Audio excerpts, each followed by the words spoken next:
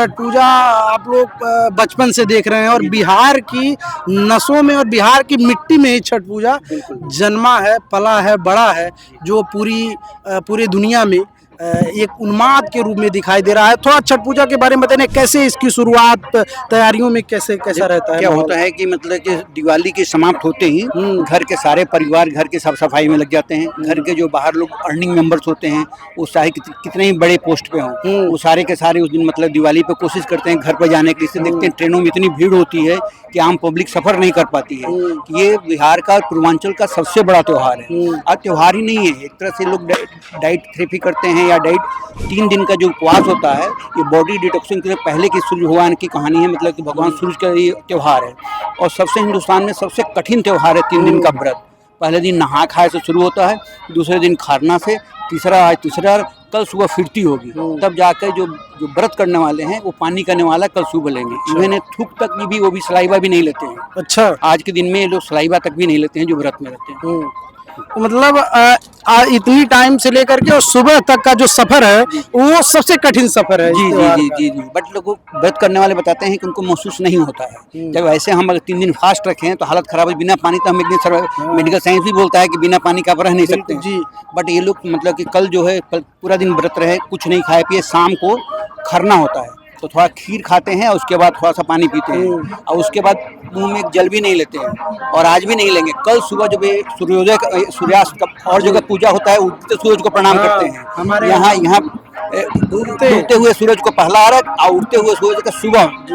तो इस तरह से छठ की समाप्ति कल सुबह होगी।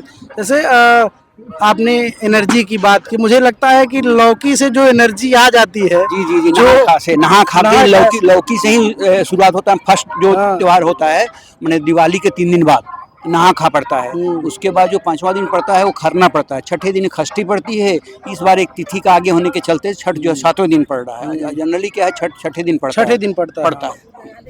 तो वही है कि एक बार फिर जैसे बता रहे थे कि जब छठ आता है तो जब छठ आता है तो पोस्ट नहीं मायने रखता, नौकरी नहीं मायने रखता, कोई शहर नहीं मायने रखता, कोई काम नहीं मायने रखता, मायने सिर्फ रखता है तो वो छठ पूजा, वो व्रत, वो त्योहार, वो अपने परिवार के साथ का उत्सव व्रत रखता है कि हम अपने परिवार के साथ उत्सव मना पाएँ और बैठ पाएँ।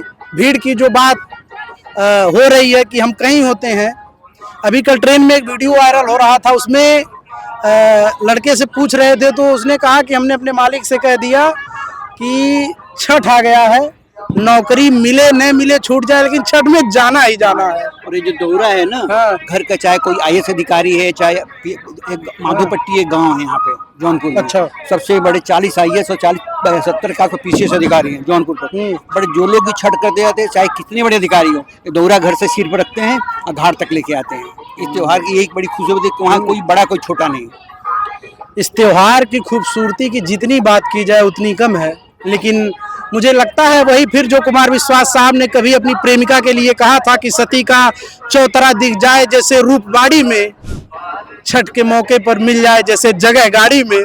तो यही त्योहार का उन्माद है कि ना गाड़ी में जगह मिलता है, ना घाटों पे जगह मिलता है और तैयारियां भरपूर चलती रहती हैं। कैमरा पर्सन आशीष कुमार पांडे के साथ अमित कुमार, लखनऊ, छठ घाट।